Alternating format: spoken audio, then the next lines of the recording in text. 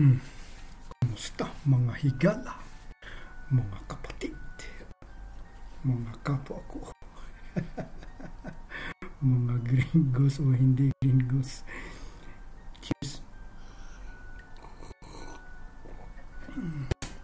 Ito huwag natin kalimutan magpasalamat sa Panginoon at sa mga biyaya at mga blessings.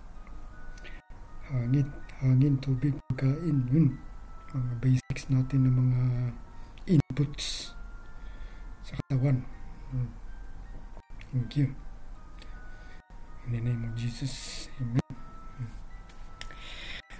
Ayun. Sana ba tayo? Hindi naman masyadong malamig dito pero okay lang. Sana naman ay ano na kayo dyan. Ready na yung mga headset ninyo or kahit pa paano. Diretso na kaagad tayo para hindi tayo magsayang masyado. Hindi ako masyadong magsayang ng oras para sa akin at sa inyong oras syempre. Yung topic diretso, yung flow state. Kasi nakarinig na siguro yung iba niyan, yung flow. Ibig ko sabihin yung nandyan tayo sa parang zone. Exemplify ko lang paano yung para sa akin kasi ako yung parang syempre motivational ako sa inyo, diba? Inspirational. Syempre hindi ko lang naman yan pinag-aralan ko yung mga sinasabi ko at na-experience ko na lahat yan. Hindi naman masyadong lahat 100% pero close. Kasi yung sinasabi ko sa inyo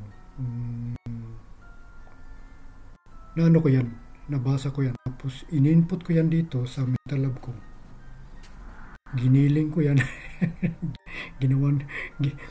Gumawa ako ng sarili kong putahe bago ko ilabas sa inyo, ibigay sa inyo project. Tapos ako nang bahala magbigay ng halaga at meaning sa inyo dyan. Paano ko project sa inyo, ibibigay sa inyo. Narinig nyo na yung yung sinasabing diba, yung beast mode sa mga motivationals.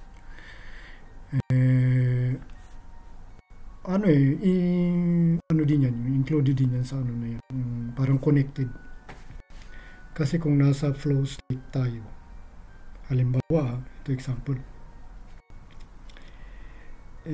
kahit anong natin, profession natin, kung doktor o singer, musician, kahit kung nasa flow state tayo, ibig sabihin, sa zone,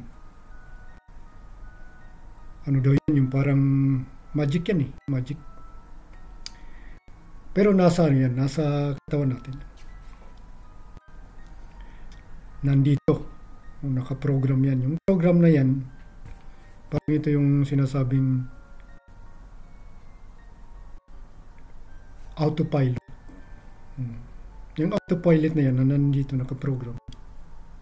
Napanood na yung Matrix, diba? Pero abstract lang. Exemplify ko sa inyo. Kasi yung itong flow na to, pag nandyan na, naka-autopilot na yan, parang nasa sarili mong mundo. Tapos parang ito ako. Ito yung purpose ko. Ito yung why ko. Tapos kung yan ba talagang why mo, para bang walang makakasira sa focus mo, sa concentration mo. Nandiyan yan. Para bang nanonood ka ng opera, yung ballet. Narinig nyo si about kay yung legendary natin si Beethoven, di ba? Yun, di ba? Bingi, hindi lang bingi, bulag pa. Pero yung Moonlight Sonata niya, legendary pa, hindi yan mawawala. Yung mga vibrations niya, nasa flow state siya.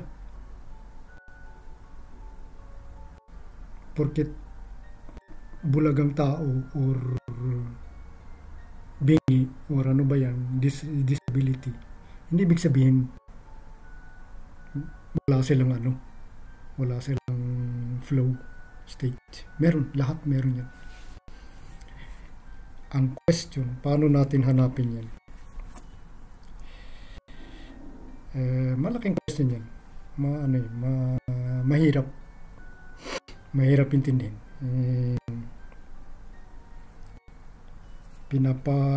Ano ko lang para maunawaan ninyo, maintindihan konti, makarelate, yun. Habang focus ka na walang makakasira sa diba minsan tingnan mo yung mga taong yung gusto, yung mga tinatawag na adrenaline junkies, yung mga addict sila sa mga dangerous na mga bagay, yung mga free falling, yung mga basta mga adventurous mga tao, tumatalo ng walang parachute or alam nyo na. Ayan sila, nasa hindi lang nasa flow state sila. Addict na rin yan sila, obsession. Yung obsession kasi yan parang na sila sa adrenaline na ito yung kailangan, ito hindi ako nabubuhay kung wala ako nito. Pero syempre, hindi naman ibig sabihin na gawin natin tong addiction na to or obsession na to para sa panganib ng sarili natin or sa iba. Diba? So, mag-isip tayo. Ano ba yung obsession ko? Ano ba yung addiction ko? Hindi lang naman negatibo yan. Gamitin natin magandang bigyan natin ng magandang halaga yung obsession natin, addiction natin or passion natin. Mas maganda pa ang gamitin yung passion. Dahil ito yung yung parang dito kailangan ko talaga to. Dahil hindi ako makakahinga or hindi ako mabubuhay kung wala ito. Tapos pag nakita na natin yan, yung sinasabi ko yung chase your dreams, yung mga ganyan. Kung yung talent nyo ba yan mas maganda kung nahanap na natin yung talent natin maaga. Dahil mas mabilis lumabas yung flow state natin dito. Nakaganyan tayo. Kung nagluluto ka bang ganyan, pwede ka nang pumikit na yan dahil nasa flow state ka na di ba? Program na yung autopilot na yun. Yan, beast mode yan. Kung sa bodybuilding ba level up ka ng level up, becoming stronger ka, di ba? Tapos na final, hindi mo na talaga kaya. Pero alam mo, nasa flow state ka. Kaya mo pa isa o dalawa. Di mo. Matindi yan.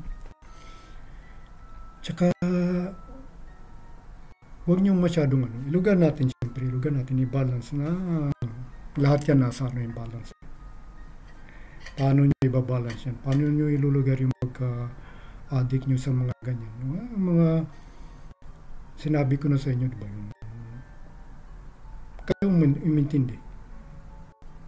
Tayo ang pipili. Gusto ko bang sirain yung buhay ko o hindi? Tayo yan. Pero wag nating idama yung iba. Ako, dadamay ko kayo dahil sa pagmamotivate, yung pag-inspire. Para ma-forward nyo rin sa iba. Parang chain reaction yan. So, nagpo-project ako sa inyo magagandang bagay, yung mga halaga. Values yan values. Magandang vibration yan talaga. Yan sabi ko. Yung mga wastong pananalita, wastong pag-iisip, tapos bigyan nyo ng wastong at saka magandang gawa. Diba? Sa magandang paraan. Naku, paano ko pa ba i-clarify yan? So, yung flow state, basahin nyo yan. Google nyo yan. May mga magagandang mga meanings dyan. Definitions. Synonyms. Ako ngayon, siyempre, nasa flow state ako. Dahil Hindi ko na kailangan yung basahin yung lahat ng sinulat ko. Minsan lang, siyempre. Pero ngayon, nasa flow state ako dahil autopilot na eh. Yung para bang, ito yung energy. Yung energy to, nandyan na sa loob. Nagpo-project yan. So, parang sumisigaw yan. Yung inner voice natin, inner voice natin na sinasabi. Yung passion mo dyan. Yan ang nagsasalita. Yan yung bumubuga sa bibig ko. buti nga hindi nyo na nakatutbrush na ako kanina. Okay. Lugar lang. Eto, 10 minutes So yun yung sinabi ko, yung flow state, yung andyan kayo, concentrate kayo, yan ang ganda ng gawa. Tapos bigyan nyo pa ng challenge nyo pa yung sarili nyo na may mas maganda akong magagawa nito, magandang paraan bukas. Yung ano talaga, igirahin nyo yung sarili nyo, tapos better, mas magandang version sa nyo, level nyo ngayon. Bukas, i-challenge nyo ulit na kaya ko pa ng konti yan, pagalingan ko pa yan. Para bang nililift up mo yung sarili mo. Value yan eh, binibigyan mo yung value sa sarili. So kung gawin mo yung yan, obsession or addiction or passion, well and good, mas maganda, congratulations. Ganyan sa lahat yan. Ko nga yan, nag-wish nga ako kanina. Pwede ba akong maka din sa mga hayop. Sige, sumusobra ka na, Rosaros. Ang dami mo ng wish. Gumawa ka muna. Ayun. Amen to that. So, magbigay tayo ng halaga. Forward natin. Yung binibigay ko sa inyo, forward nyo yan. Saan nga ba galing tong energy natin? Parang ang lakas, ang sarap. Parang mas maganda pa sa paracetamol or gamot. So ito, babasahin ko na dahil hindi ko na kaya lahat dahil yung oras tumatakbo.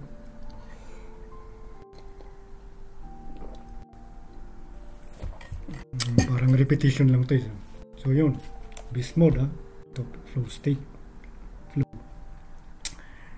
Sa Bisaya pa kanang naatay sa atong focus na kinahanglan jud nato buhaton ba best version sa beast mode ta, kanang autopilot na taba na nami kayo paminawon walay maka-istorbo nga flow state. Sala naman na yung mga levels po. Tapos yung meron kang ginagawa sa Tagalog na gusto mo talagang gawin, naka-autopilot yun, repetition. Para bang hindi ka mapahinga, hindi ka mabuhay nang hindi mo magawa yan. Nandyan, yung sa nasa sarili ka lang na space, sa yung space lang, sa yung environment. Yan yung sinasabi kong sarili mong obsession, addiction, yung gawa mo dyan. Parang ikaw yung sinasabing Einstein, nag-ano ng formula dyan. Or ikaw yung nag-i-invento ng anong klase yung pagkain ba yan, kahit or musika. So, lugar natin, lagay natin sa tamang intention, sadya mo dyan, yung purpose mo dyan, diba? Tapos yun pala, sabi mo, may parang umiilaw dito sa ting. Tapos yun, yan, magandang bagay ito. Tapos project, bigay natin sa ating mga anak, magbigay ka ng halaga, ito anak, gawin mo to, ang gandang tingnan mo, nakaka-inspire din yan, motivate, diba? Nakaka-influence, nakaka-impact yan sa natin. Tapos last na to, sa wastong isipan at gawa, hindi lang yan, at sa pananalita at paano natin ginawa or gagawin pa lang, anong level ng klaseng level, may mga levels yan. So wag tayong maghintay na yung flow state na yan nag-fade away yan parang nawawala. So kung nandiyan tayo sa flow state niyan, masarap yung parang ano yan, yung sinasabing ano yan, dopamine yan. Yan. I-google niyo yan, yung dopamine yan. Yan yung parang nagsasabi, huy, gusto ko pa. Huy, gusto ko pa. Huy, nandito. Pero, ano natin, respetuhin din natin yan, syempre. Lugar natin. Gawa natin ng magandang paraan yan.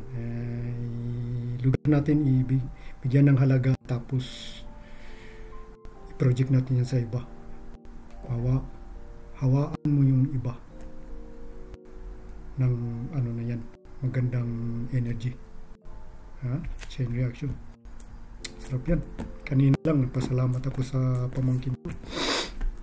Siyempre ako hindi ko na kailangan ng masyadong maraming validation, pero binavalidate ko yung sarili ko. Accountability din siyempre. Pero kung may konting uplifting sa akin, ang sarap. Parang na-energized ako, na-empowered ako. So salamat sa inyo. 16 minutes at walang sneak peek sa next na topic. So, vibrate tayo. Gumawa tayo ng magagandang para yung brain natin, maano yan. Isipin nyo yan, hindi pa natin na-discoveryhan lahat na anong mga nandyan. So, relate? Capish? Thank you and be safe and in Jesus name, Amen. Salamat sa inyo. LPU and LGF Vibrate and Radio. Okay? So yan. Tayo. To be continued ulit.